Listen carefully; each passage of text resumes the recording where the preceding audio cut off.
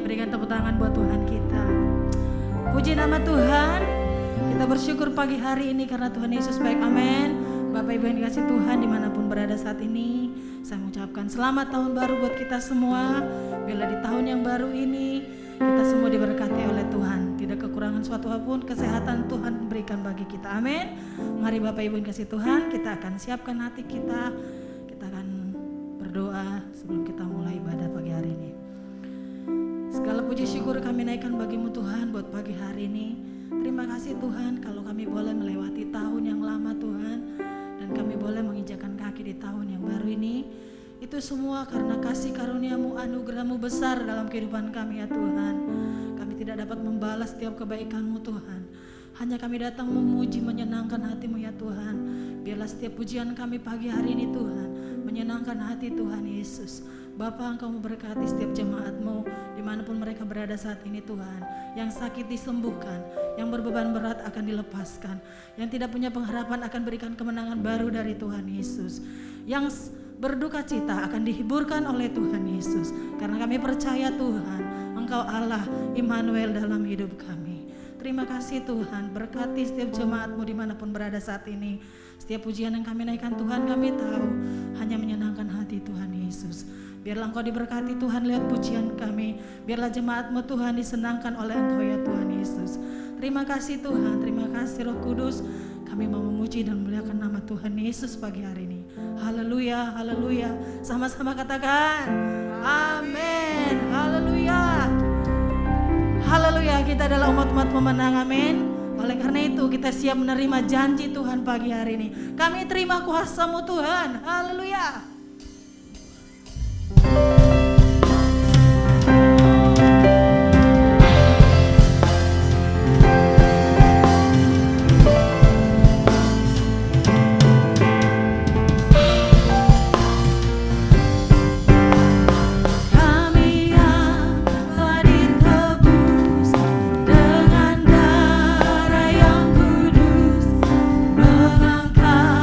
Pujian bagimu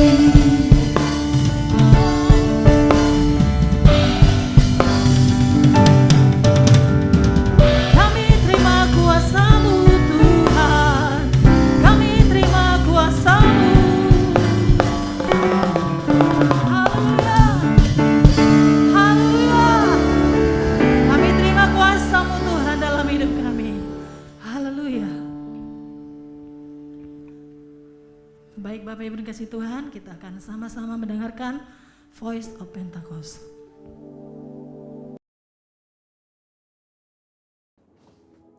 Shalom saudara, pada tahun 2013, Gembala kita, Pendeta Dr. Insinyur Nikonyo Traharjo, telah mendeklarasikan bahwa Pentakosta ketiga sudah dimulai. Secara konsisten sampai hari ini, beliau mengatakan bahwa Pentakosta ketiga sedang terjadi. Namun, di sisi lain, beliau juga mengatakan bahwa kita sedang menantikan pencurahan Roh Kudus besar-besaran dari Pentakosta ketiga yang dahsyat. Jadi, apakah Pentakosta ketiga itu sedang terjadi atau akan terjadi? Untuk memahami hal ini secara alkitabiah, kita bisa membandingkannya dengan apa yang dituliskan di Alkitab mengenai kerajaan Allah. Pertama, kita bisa melihat dalam perikop Yesus dan Beelzebul di Matius 12 ayat 22-37. Ketika Tuhan Yesus mengusir setan dari seorang yang buta dan tuli dengan kuasa Roh Allah, Ia berkata bahwa kerajaan Allah sesungguhnya sudah datang. Demikian juga di bagian lain ketika Tuhan Yesus ditanya oleh orang-orang Farisi mengenai kapan kerajaan Allah yang akan datang, Ia menjawab, sesungguhnya kerajaan Allah ada di antara kamu. Tentunya, di mana sang raja ada, baik secara fisik maupun di dalam Roh Kudus, di situ kerajaannya dinyatakan. Yang kedua dalam perikop kedatangan anak manusia, di Lukas 21 ayat 25-38, dituliskan mengenai Tuhan Yesus memberitahukan apa saja tanda-tanda kedatangannya kembali. Akan ada tanda-tanda di langit dan di bumi yang membuat bangsa-bangsa dan banyak orang ketakutan. Kemudian Yesus berkata, jika kamu melihat hal-hal itu terjadi, ketahuilah bahwa kerajaan Allah sudah dekat. Dan apabila kerajaan Allah sudah dekat, pada saat menjelang kedatangannya kembali, tentunya pada waktu Yesus mengucapkan perkataan itu 2000 tahun yang lalu, kerajaan Allah baru akan datang. Kerajaan Allah yang akan datang ini berbicara tentang kerajaan Allah yang dinyatakan dalam seluruh kepenuhannya. Dan di saat inilah Yesus betul-betul hadir sebagai Raja segala Raja dan Tuan di atas segala Tuan. Dari dua pengertian itu, kita dapat berkata bahwa kerajaan Allah sudah datang karena Tuhan Yesus telah datang yang pertama kalinya. Namun, kita juga dapat berkata bahwa kerajaan Allah yang dinyatakan dalam seluruh kepenuhannya baru akan hadir saat Tuhan Yesus datang kembali. Dan dari sini, kita memahami bahwa kerajaan Allah bukanlah kejadian satu kali saja, melainkan suatu proses yang berlangsung dalam rentang waktu dan dalam intensitas yang semakin kuat. Pemahaman ini sangat penting bagi kita untuk memahami Pentakosta ketiga. Jadi, kembali ke pokok pembahasan kita, apakah Pentakosta ketiga sudah datang atau akan datang? Kegerakan Pentakosta ketiga dideklarasikan kembali di Indonesia pada tahun 2018 di hadapan banyak bangsa yang hadir dan berkumpul dalam unity dan kesatuan hati. Haus untuk melihat kegerakan Tuhan yang dahsyat. Peneguhan dan konfirmasi demi konfirmasi juga telah diberikan oleh banyak hamba Tuhan maupun institusi internasional. Kita juga dapat berkata bahwa Pentakosta ketiga sedang terjadi karena Roh Kudus sedang mengurapi kita saat ini dan memberikan kita kuasa untuk mulai bergerak menyelesaikan amanat agung. Dan Pentakosta ketiga juga dapat dikatakan akan terjadi karena kita sedang menantikan kepenuhan dari pencurahan Roh Kudus yang dahsyat di zaman ini, yang melebihi pencurahan Roh Kudus di era sebelumnya. Kita sedang menantikan penuaian jiwa yang terbesar dan terakhir sebelum kedatangannya kembali. Dan kita sedang menantikan digenapinya kebangkitan generasi Yeremia yang penuh Roh Kudus, cinta kepada Tuhan, dan bergerak untuk memenangkan jiwa-jiwa. Pemahaman bahwa Pentakosta ketiga sudah dimulai dan masih akan terjadi akan menuntun kita semua untuk meresponi Pentakosta ketiga dengan benar dan menghidupinya dengan berintegritas. Dengan itu, ada 3 respon yang lahir dari pemahaman ini.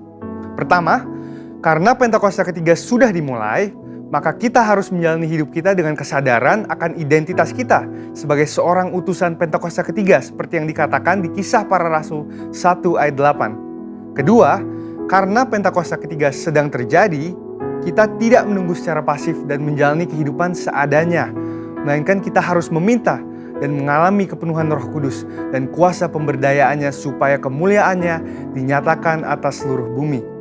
Ketiga, Pentakosta ketiga masih akan digenapi dengan sempurna. Oleh karena itu, kita harus tetap berdoa, tetap fokus, dan mengerang kepada Tuhan supaya terjadi kegenapan yang sepenuhnya dari semua janji-janjinya. Dan biarlah, seperti Yesaya 40 ayat 31, kita menjadi orang-orang yang menanti-nantikan Tuhan, yang mendapat kekuatan baru, seumpama Raja Wali yang naik terbang dengan kekuatan sayapnya. Kita akan berlari dan tidak akan menjadi lesu. Kita akan berjalan dan tidak menjadi lelah. Karena harapan yang ada di hati kita dan karena mata kita yang senantiasa tertuju kepada Tuhan yang tidak akan pernah meninggalkan kita. Amin. Saudara, untuk penjelasan lebih lengkapnya dari tim teologi kami, silahkan buka link yang ada di atas atau scan QR Code yang tersedia. Dan Tuhan Yesus memberkati.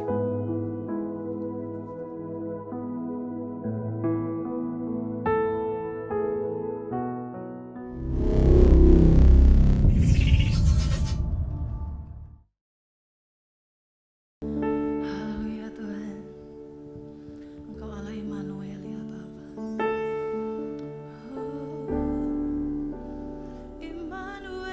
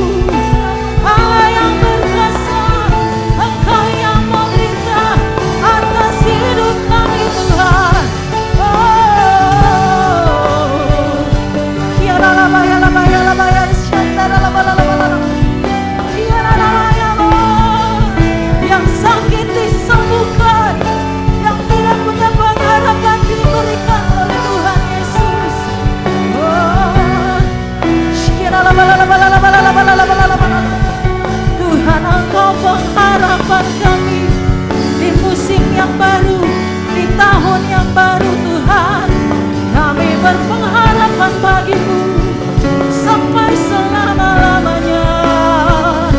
Terima kasih Tuhan, terima kasih Yesus.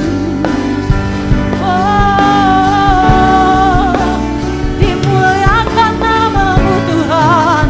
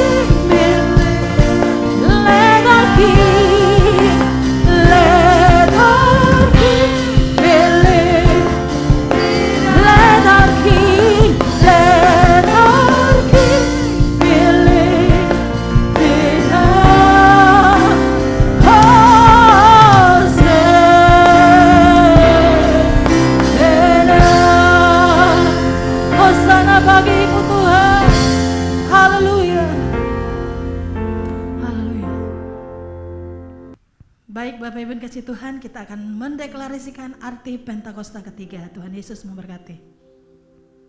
Pentakosta ketiga. 1. Pentakosta ketiga adalah pencurahan Roh Kudus yang dahsyat di zaman ini melebihi yang terjadi di Azusa Street. 2. Pentakosta ketiga akan mengakibatkan penuaian jiwa yang terbesar dan yang terakhir sebelum Tuhan Yesus datang kembali. 3. Pentakosta ketiga akan membangkitkan generasi Yeremia, yaitu anak-anak muda yang dipenuhi Roh Kudus, cinta mati-matian kepada Tuhan Yesus, tidak kompromi terhadap dosa, dan akan bergerak untuk memenangkan jiwa. 4. Pentakosta ketiga lahir di Indonesia dan bergerak ke bangsa-bangsa, Gerakan ini dari timur ke barat dan akan kembali ke Yerusalem. 5. Pentakosta ketiga akan memberikan kuasa untuk menyelesaikan amanat agung, dan setelah itu Tuhan Yesus datang kembali. Shalom, selamat pagi Bapak Ibu, saudara-saudari sekalian yang dikasihi oleh Tuhan Yesus. Salam damai sejahtera dan salam sehat selalu. Saya ucapkan selamat tahun baru bagi kita semua. Saya berharap semoga di tahun ini kita semua punya semangat yang baru, pengharapan yang baru, keyakinan baru untuk menjalani hari-hari kita. Nah, pada kesempatan saat ini saya ingin menyampaikan sebuah firman Tuhan dengan judul menjalani hidup dengan optimis. Menjalani hidup dengan optimis. Mari kita mulai dengan mengerti apa itu optimis. Nah, bahasa Latin optimis adalah optima, yang artinya adalah yang terbaik. Nah, dari berbagai definisi yang saya temukan, definisi pertama dari optimis adalah suatu harapan untuk mendatangkan hasil terbaik dalam segala sesuatu.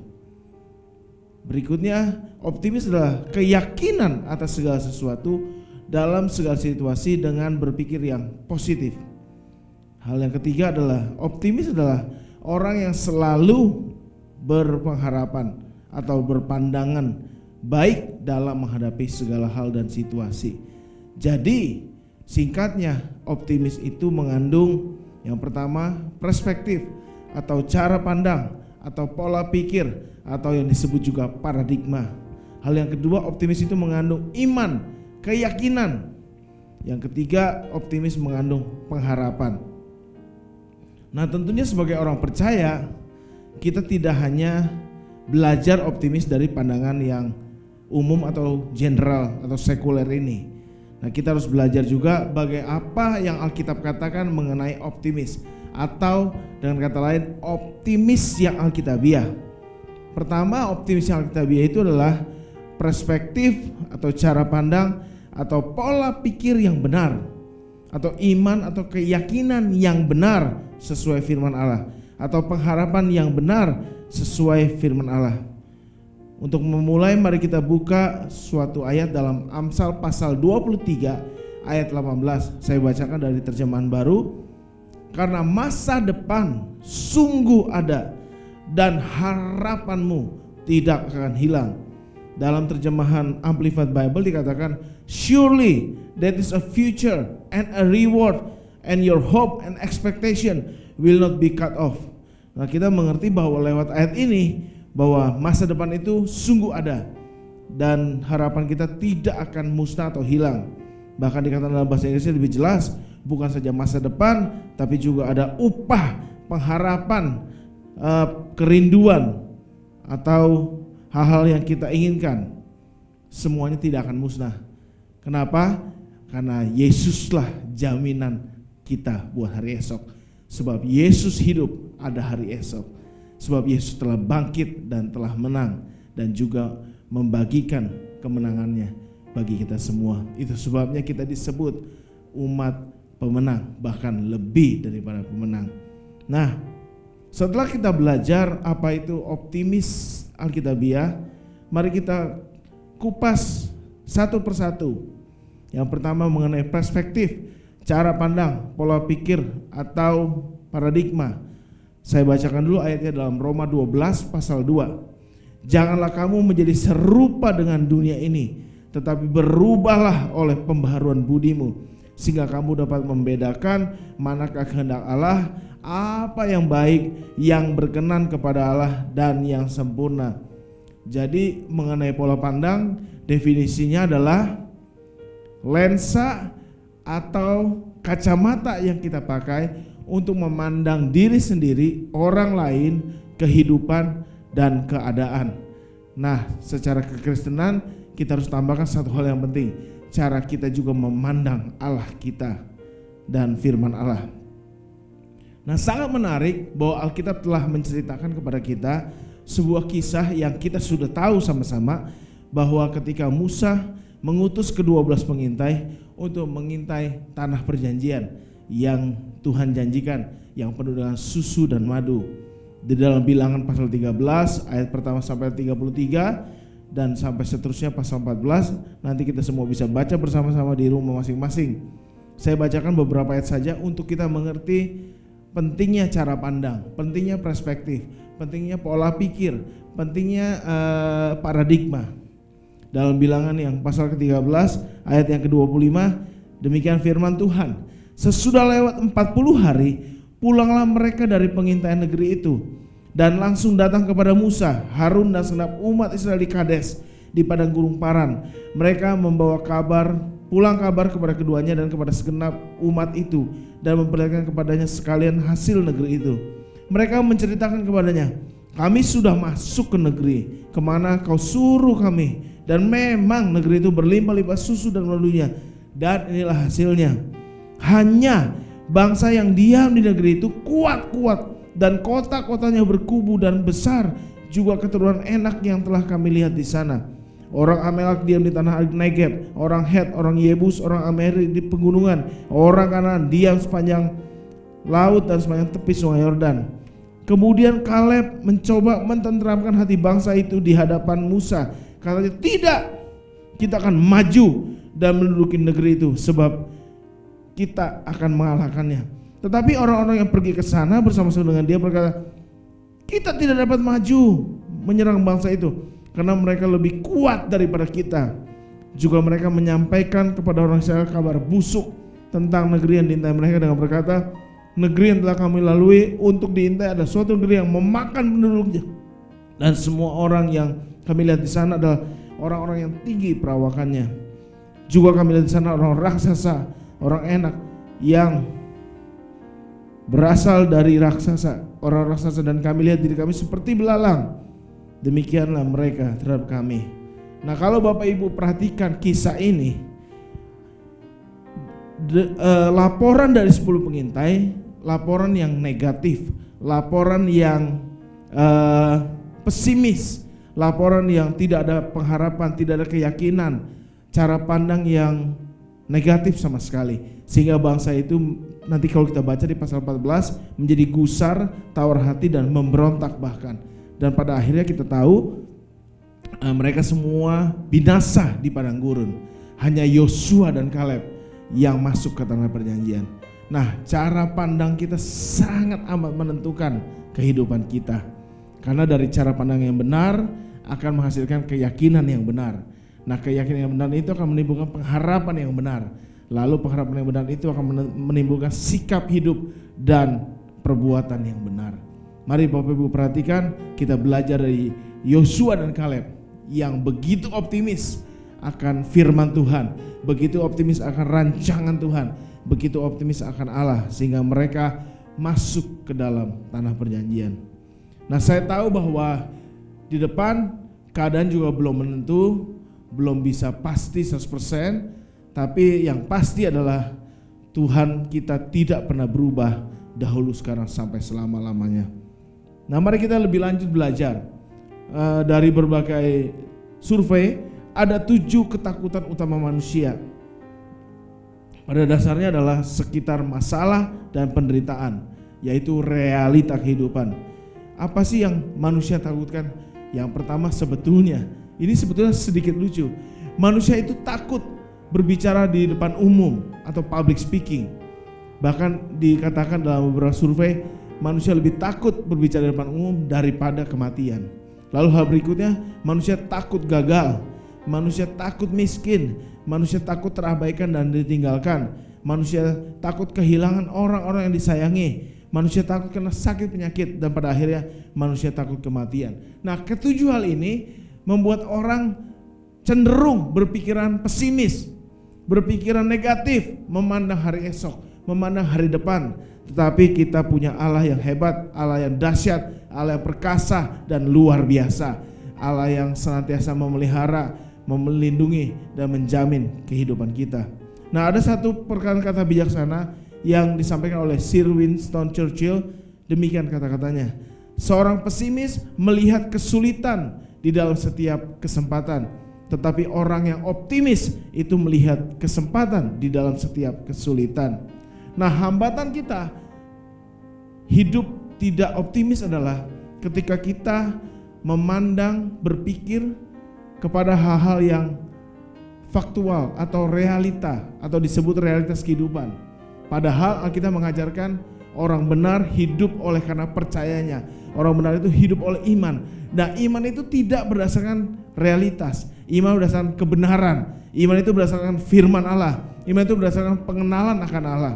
Sebabnya tidak jenuh-jenuhnya saya terus berkata kepada kita semua, mari terus kejar Tuhan, kenali Tuhan. Mari terus pelajari firman, renungkan firman, baca firman, saksikan firman, supaya dengan demikian pola pikir kita, keyakinan kita, pengharapan kita, hidup kita semuanya optimis dan benar sesuai dengan firman Tuhan.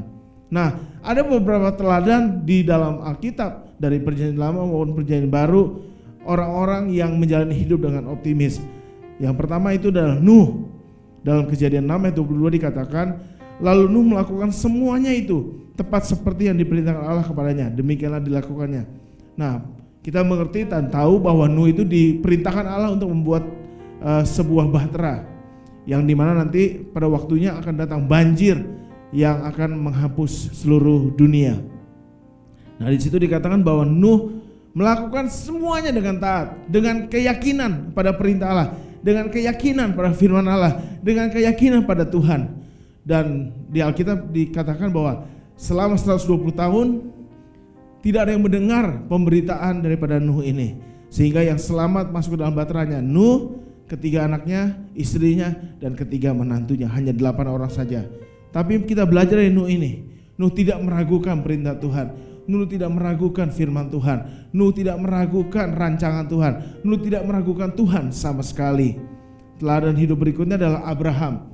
Kita tahu judul teks dalam Kejadian pasal 22 dikatakan iman Abraham diuji. Nah, kita tahu ceritanya bahwa Allah memerintahkan Abraham untuk mempersembahkan Ishak anaknya. Nah, dalam Kejadian 22 7-8 inilah pernyataan yang sangat optimis dari seorang Abraham. Demikianlah firman Tuhan. Lalu berkatalah Ishak kepada Abraham ayahnya, "Bapak," ya lalu sahut Abraham, "Ya anakku." Bertanyalah Ishak, "Di sini sudah ada api dan kayu, tetapi di manakah anak domba untuk korban bakaran itu?" Kejadian 22 ayat 8, ya sahut Abraham, "Allah yang akan menyediakan domba untuk korban bakaran baginya." Anakku, demikianlah keduanya berjalan bersama. Bagaimana optimisnya Abraham ini kepada Tuhan. Makanya muncullah di sini Jehovah Jireh, Allah yang menyediakan. Nah, saya tahu bahwa tahun ini kita masih menghadapi pergumulan, masih menghadapi COVID, masih menghadapi berbagai tantangan kehidupan. Tetapi kita percaya bahwa Dia adalah Jehovah Jireh, Allah yang menyediakan segala kebutuhan dan keperluan kita dan keluarga kita. Di sini luar biasa optimisnya Abraham kepada Tuhan, bahwa dia berkata bahwa Allah yang akan menyediakan. Bahkan jauh sebelum itu, ketika bujangnya disuruh menunggu di kaki gunung, Abraham sudah berkata, "Kami akan kembali." Abraham tidak melihat dia kembali sendiri, tapi Abraham sudah melihat bahwa dia akan kembali bersama Ishak anaknya. Luar biasa. Saya berdoa supaya jemaat yang dikasihi Tuhan tetap optimis, tetap bersemangat, bergairah, menyala-nyala, dan berpengharapan penuh, berkeyakinan penuh kepada Tuhan di tahun yang baru ini. Teladan hidup berikutnya adalah dari 3 anak Ibrani muda yang bernama Sadrak, Mesak, Abednego. Nah, nanti Bapak Ibu bisa baca sendiri kisahnya dalam Daniel pasal 3 seluruhnya, tapi saya akan membacakan beberapa ayat saja, yaitu Daniel 3 ayat 15 sampai 18. "Sekarang jika kamu bersedia," kata raja, "demi kamu mendengar bunyi sangkakala, seruling, kecapi, rebah, gembus, serdam, dan berbagai jenis bunyi-bunyian, sujudlah menyembah patung yang kubuat itu. Tetapi jika kamu tidak menyembah, kamu akan dicampakkan seketika itu juga ke dalam perapian yang menyala-nyala. Dan dewa manakah yang dapat melepaskan kamu dari tanganku?" Lalu Sadrak, Mesak, dan Abednego menjawab Raja Nebukadnezar, "Tidak ada gunanya kami memberi jawab kepada Tuanku dalam hal ini.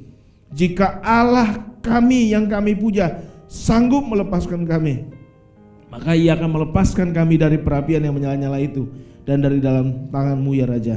Tetapi seandainya tidak, hendaklah Tuanku mengetahui ya Allah, ya Raja, bahwa kami tidak akan memuji dewa Tuanku dan tidak akan menyembah patung emas yang Tuanku dirikan itu. Luar biasa, optimis, keyakinan, pengharapan dari Sadrak, Mesak, Abednego. Mereka bertiga sebetulnya ada di jurang maut, di tepian jurang maut yang akan menuju kematian. Karena kita tahu dari kisahnya, dapur peleburan api itu sudah dipersiapkan untuk mereka ketika kalau mereka tidak menuruti perintah raja untuk menyembah patung yang dibuat. Tetapi mereka dengan penuh optimis kepada Tuhan, mereka berkata mereka tidak akan sujud menyembah patung tersebut. Dan kita tahu raja begitu marah sehingga raja memanaskan dapur perapian itu 7 kali lebih panas, sehingga ketika penjaga yang membawa ketiga orang ini sebelum masuk ke dapur perapian sudah mati. Dan ketika mereka akan di dapur perapian, raja melihat, tadi kita masuk 3 orang ya, kok ada 4 sekarang. Nah, saya percaya saudara, yang keempatnya adalah Tuhan Yesus Kristus, Allah yang telah bangkit dan telah menang, yang hidup selama-lamanya. Tuhan tidak pernah berjanji bahwa kita tidak melewati api. Tuhan tidak pernah berjanji bahwa kita tidak akan kena hujan atau melewati sungai atau hambatan.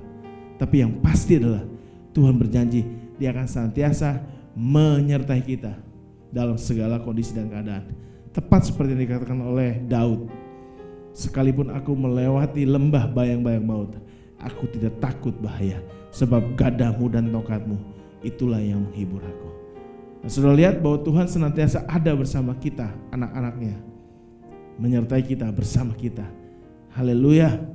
Teladan berikutnya saya dapatkan dari Daniel, yaitu Daniel pasal 6. Nanti kita bisa baca sendiri kisahnya, bagaimana Daniel tetap berdoa 3 kali sehari berlutut memuja Allahnya dengan jendela yang terbuka menghadap Yerusalem, sehingga akhirnya dia dipersalahkan dan mau dijebloskan ke gua singa. Lagi-lagi kita lihat anak muda yang bernama Daniel ini adalah anak muda yang luar biasa, optimisnya kepada Allah, optimisnya kepada firman Allah, tidak meragukan sedikit pun, bahkan sekalipun harus mengorbankan nyawanya. Nah, kita belajar ya dari Nuh, Abraham, Sadrak, Mesak, Abednego, Daniel, juga Daud ya. Ketika Goliat menantang seluruh barisan umat Israel dan mereka semua menjadi ketakutan, kecut hati dan tawar hati, tapi dia dengan optimis berkata dalam 1 Samuel pasal 17, pula kata Daud, Tuhan yang telah melepaskan aku dari cakar singa dan cakar beruang, Dia juga akan melepaskan aku dari tangan orang Filistin itu. Kata Saul kepada Daud, pergilah, Tuhan menyertai engkau. Bayangkan seorang anak muda, penggembala domba, tapi punya keyakinan kepada Allah yang akan menyertai dia. Dan kita tahu kisah akhirnya bahwa dia mengalahkan Goliat. Luar biasa, optimis daripada anak muda Daud. Juga kita belajar dari Elia ketika dia menghadapi nabi-nabi Baal dan nabi-nabi Asyera itu, bagaimana dia berseru kepada Allah dan api turun dari langit menjilat korban yang bahkan sudah disiram oleh air. Demikianlah keyakinan Elia. Juga kalau kita belajar dari teladan Nabi Habakuk yang berkata pada penutup dari pasal Habakuk 3 sampai 17 sampai 19 berkata begini, sekalipun pohon ara tidak berbunga, pohon anggur tidak berbuah, hasil pohon zaitun mengecewakan, sekalipun ladang-ladang tidak menghasilkan bahan makanan, kambing domba terhalau dari kandang kurungan dan tidak ada lembu sapi dalam kandang, namun aku akan bersorak-sorai di dalam Tuhan, beria-ria di dalam Tuhan yang menyelamatkan aku. Allahku, Tuhanku, itu kekuatanku yang membuat kakiku seperti rusa, yang membiarkan aku berjejak di bukit-bukitku untuk bermain biduan dengan permainan kecapi. Nah, Bapak Ibu perhatikan bahwa Habakuk ini berkata mempunyai keyakinan yang sekalipun, pola pikir yang sekalipun, pengharapan yang sekalipun kepada Allah, dia tetap akan bersorak-sorai, bersukacita di dalam Tuhan yang menyelamatkan dia. Marilah di dalam tahun ini penuhi hari-hari kita dengan optimisme, dengan terus memuji Tuhan, dengan terus mengucap syukur kepada Dia. Apapun kondisinya, apapun keadaan kita, itu adalah korban puji-pujian yang harum bagi Tuhan. Nah, teladan berikutnya dalam Perjanjian Baru adalah tentunya Paulus yang berkata dengan optimis dalam Filipi 4 ayat 13, segala perkara dapat kutanggung di dalam Dia yang memberikan kekuatan kepadaku. Dalam Filipi pasal 4 ayat 19, Allahku akan memenuhi segala keperluanmu menurut kekayaan dan kemuliaan dalam Kristus Yesus Tuhan. Terlihat bahwa Paulus adalah orang yang optimis, tidak meragukan Tuhan, tidak meragukan janji Tuhan, tidak meragukan firman Tuhan sama sekali. Dan tentunya teladan kita yang jelas optimis adalah Tuhan Yesus Kristus kita sendiri. Ya. Dalam Matius 16 ayat 21 dikatakan, sejak waktu itu Yesus mulai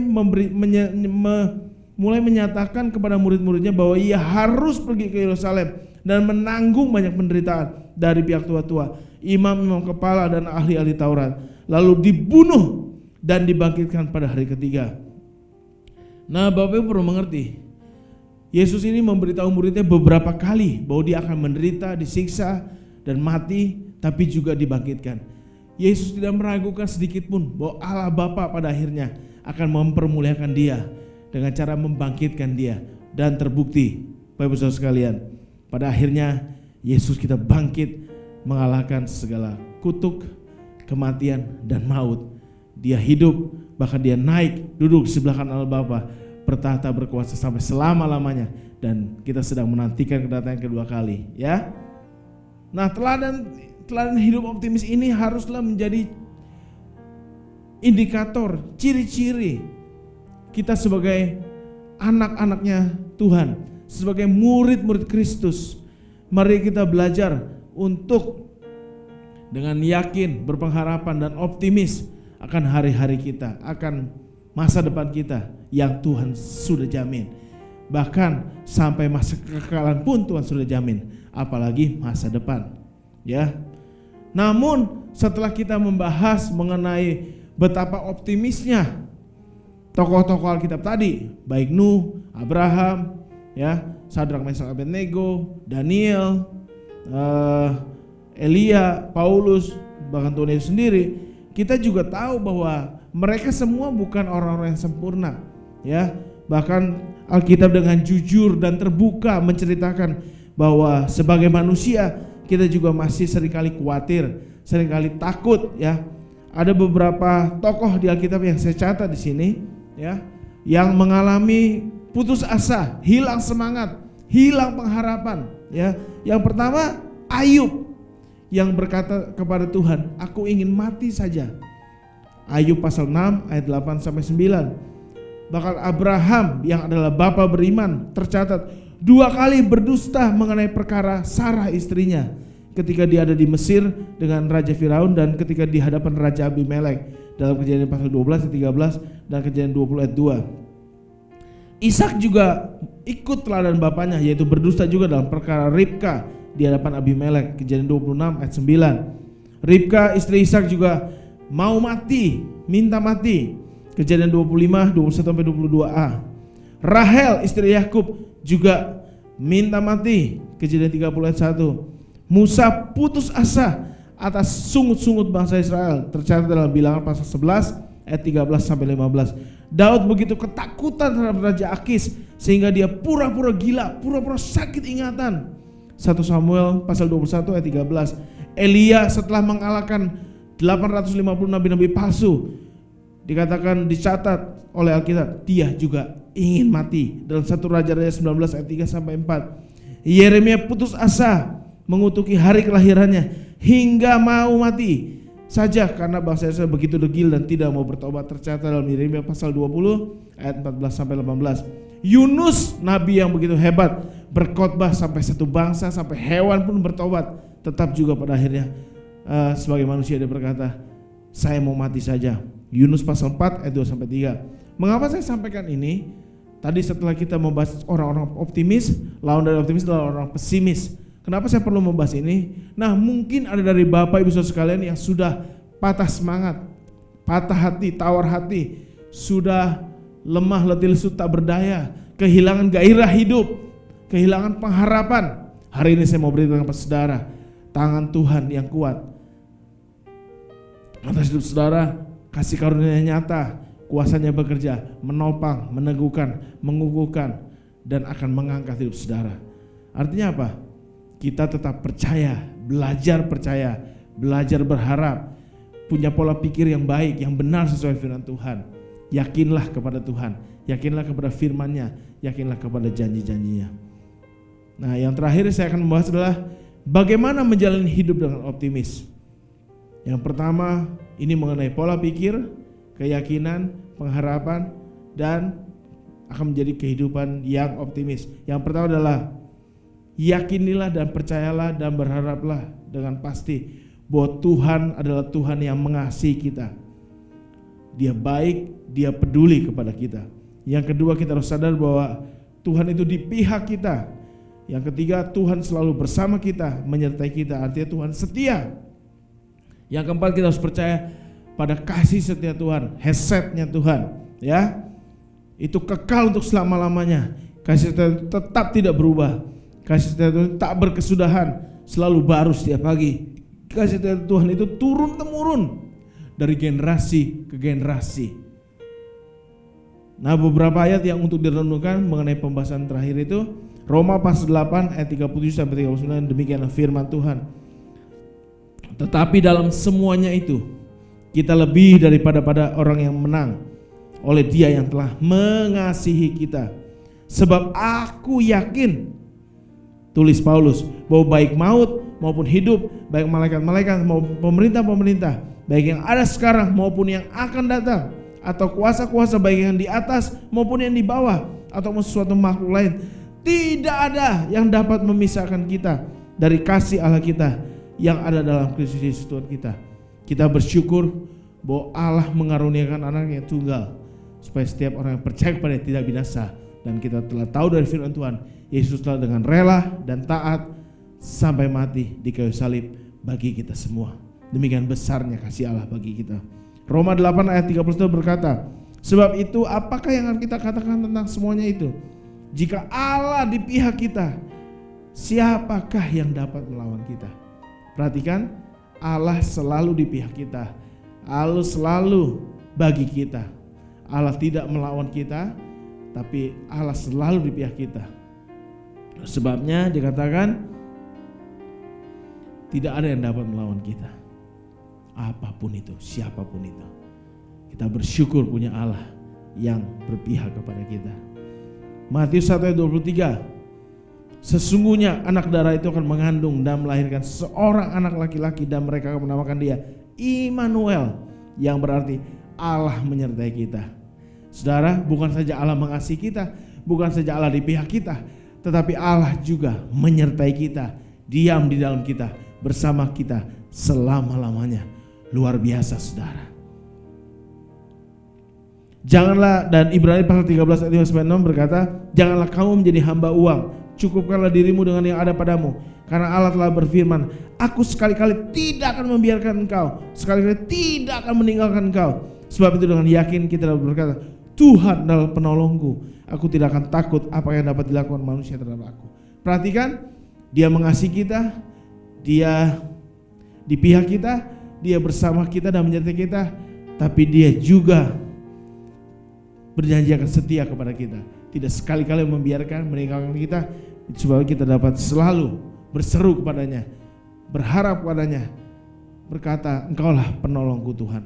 Mungkin hari-hari ini engkau sedang membutuhkan pertolongan, datanglah kepada Tuhan, carilah wajahnya, mendekatlah kepadanya, berserulah kepadanya, berharaplah kepadanya. Katakan, engkaulah pertolonganku Tuhan, engkaulah perlindunganku, engkaulah kekuatanku, engkaulah harapanku, engkaulah kota bentengku, engkaulah segala-galanya bagiku. Amin. Nah, dalam Mazmur 46 ayat 2-4 demikianlah firman Tuhan. Allah itu bagi kita tempat perlindungan dan kekuatan, sebagai penolong dalam kesusahan sangat terbukti. Sebab itu kita tidak akan takut, sekalipun bumi berubah, sekalipun gunung-gunung goncang di dalam laut, sekalipun ribut dan berbuih akhirnya, sekalipun gunung goyang oleh geloranya. Pemazmur sedang mengatakan Tuhan itu perlindungan dan kekuatan, sebagai penolong sangat terbukti. Amin. Kalau saudara sedang membutuhkan pertolongan, raihlah tangan Tuhan, carilah wajahnya, maka Dia akan memberikan kepadamu kasih karunia, kemurahan, dan pertolongan tepat pada waktunya. Beberapa ayat terakhir, Yesaya 43 ayat 2. Apabila engkau menyeberangi melalui air, aku akan menyertai engkau. Atau melalui sungai-sungai, engkau tidak akan dihanyutkan. Apabila engkau berjalan melalui api, engkau tidak akan dihanguskan. Dan nyala api tidak akan membakar engkau. Nah, ayat yang penting untuk kita renungkan adalah ayat beberapa berikut ini. Efesus pasal 1 ayat 14 berkata begini. Dan Roh Kudus itu adalah jaminan bagian kita sampai kita memperoleh seluruhnya, yaitu penebusan yang menjadikan kita milik Allah untuk kemuliaannya. Aku akan minta kepada Bapa dan Dia akan memberikan kepadamu seorang penolong yang lain supaya menyertai kamu selama-lamanya. Yohanes 14 ayat 16. Saudara, Roh Kudus adalah jaminan untuk kita memperoleh penebusan kita seutuhnya dan seluruhnya. Perhatikan, ketika kita menerima Tuhan Yesus, maka Roh Kudus tinggal di dalam kita dan bersama kita. Dia adalah penghibur, penolong kita yang diam di dalam kita, menyertai kita selama-lamanya. Ibrani 13 ayat 8. Yesus Kristus tetap sama baik kemarin maupun hari ini sampai selama-lamanya. Kuasanya tetap sama, kasihnya tetap sama, firman-Nya tetap sama, janjinya tetap sama. Tuhan Yesus tidak pernah berubah. Dia tetap mengasihi kita, Dia terus mengasihi kita, Dia tetap bersama kita, Dia terus bersama kita dan menyertai kita. Dia tetap di pihak kita, Dia tetap bersama kita di pihak kita senantiasa. Amin. Bahkan Dia terus akan menopang kita dan menolong kita. Nah, sebagai ayat terakhir, saya akan membacakan dari Roma 4 ayat 17 sampai 25. Ayat ini ayat yang luar biasa. Ini menggambarkan sebuah pola pikir, sebuah keyakinan, sebuah pengharapan dan sebuah kehidupan yang dijalankan dengan optimis di hadapan Tuhan. Roma 4 ayat 17. Seperti ada tertulis, engkau telah kutetapkan menjadi bapa banyak bangsa di hadapan Allah yang kepadanya ia percaya, yaitu Allah yang menghidupkan orang mati dan yang menjadikan dengan firman-Nya apa yang tidak ada menjadi ada. Sebab sekalipun tidak ada dasar untuk berharap, namun Abraham berharap juga dan percaya bahwa ia akan menjadi bapa banyak bangsa, menurut yang telah difirmankan, demikian banyaknya nanti keturunanmu. Imannya tidak menjadi lemah, sekalipun ia mengetahui bahwa tubuhnya sudah sangat lemah karena usianya telah kira-kira 100 tahun dan bahwa rahim Sarah telah tertutup. Tetapi terhadap janji Allah ia tidak bimbang karena ketidakpercayaan, malah ia diperkuat dalam imannya dan ia memuliakan Allah dengan penuh keyakinan bahwa Allah berkuasa untuk melaksanakan apa yang telah ia janjikan. Karena itu hal ini diperhitungkan kepadanya sebagai kebenaran. Kata-kata ini, yaitu hal itu diperhitungkan kepadanya, tidak ditulis untuk Abraham saja, tetapi ditulis untuk kita semua, jemaat Tuhan, anak-anak Tuhan. Sebab kepada kita pun Allah memperhitungkannya, karena kita percaya kepada Dia yang telah membangkitkan Yesus Tuhan kita dari antara orang mati, yaitu Yesus yang telah diserahkan karena pelanggaran kita dan dibangkitkan karena pembenaran kita. Perhatikan, saya berdoa sungguh-sungguh supaya di tahun 2022, tahun yang baru ini, mungkin kita sudah tidak ada dasar untuk berharap seperti Abraham, tapi kita memilih untuk tetap percaya dan berharap. Mungkin kalau kita melihat realita, kenyataan dan fakta, rasanya sudah mustahil, tidak mungkin, jalan buntu dan seterusnya. Tetapi dijelaskan di sini, iman Abraham tidak menjadi lemah. Bahkan terhadap janji Allah dia tidak bimbang karena ketidakpercayaan, tapi dia yakin bahwa Allah itu berkuasa untuk melaksanakan apa yang telah ia janjikan. Apa janji Tuhan bagi Bapak Ibu Saudara sekalian? Mari kita imani, amini, supaya Tuhan berkuasa melaksanakan apa yang telah dijanjikan. Saya akan tutup khotbah hari ini dengan sedikit puisi. Saya temukan ini di internet, judulnya adalah Di saat gembira, pujilah Tuhan. Di saat susah, carilah Tuhan. Di saat tenang, muliakanlah Tuhan. Di saat sakit, percayalah kepada Tuhan. Di setiap saat, bersyukurlah kepada Tuhan. Saya berdoa supaya tahun ini Bapak Ibu Saudara sekalian mempunyai pola pikir yang benar terhadap Allah, terhadap diri sendiri, terhadap sesama, terhadap kehidupan, terhadap keadaan dan situasi. sehingga akhirnya bisa dengan yakin dan optimis, berpengharapan penuh, berpegang kepada Allah saja, sumber kekuatan satu-satunya, sumber pengharapan satu-satunya yang dapat kita pegang dan kita percayai. Demikianlah firman Tuhan bagi kita semua. Allah itu tidak pernah berdusta. Dia senantiasa menepati janji-janjian dan firman-Nya. Terima kasih. Saya berharap Tuhan memberkati kita semua dengan berlimpah-limpah. Damai sejahtera Allah, sukacita Allah melimpah dalam kehidupan kita semua. Dalam nama Yesus Kristus Tuhan. Demikianlah firman Allah, saya berdoa mengucap syukur. Amin.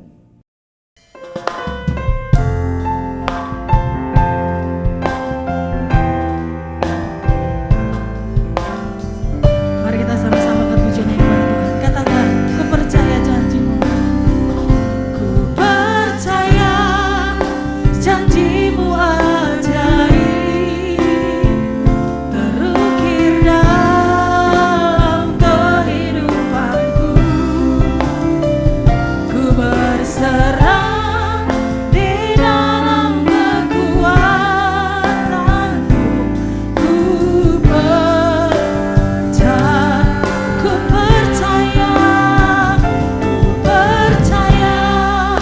janji-Mu ajaib, terukir dalam kehidupanku. Ku berserah di dalam kekuatanmu. Ku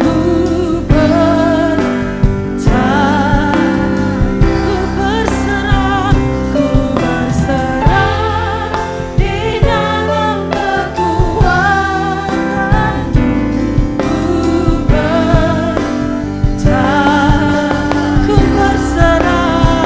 Ku berserah di dalam kekuatanmu. Ku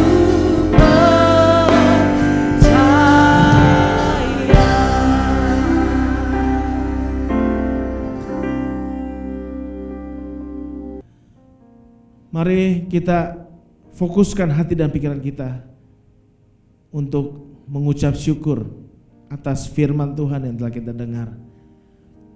Kami bersyukur kepadamu, Bapa kami yang baik, sungguh teramat baik. Kami percaya bahwa kasih-Mu, kesetiaan-Mu, kemurahan-Mu, anugerah-Mu tak pernah berkesudahan. Tuhan, aku berdoa atas umat-Mu, biarlah umat-Mu ini boleh menerima kehidupan yang luar biasa di tahun ini. Berkat-Mu melimpah atas mereka, sukacita-Mu, ketenangan, ketenteraman, damai sejahtera yang daripada-Mu mengalir dalam setiap kehidupan mereka.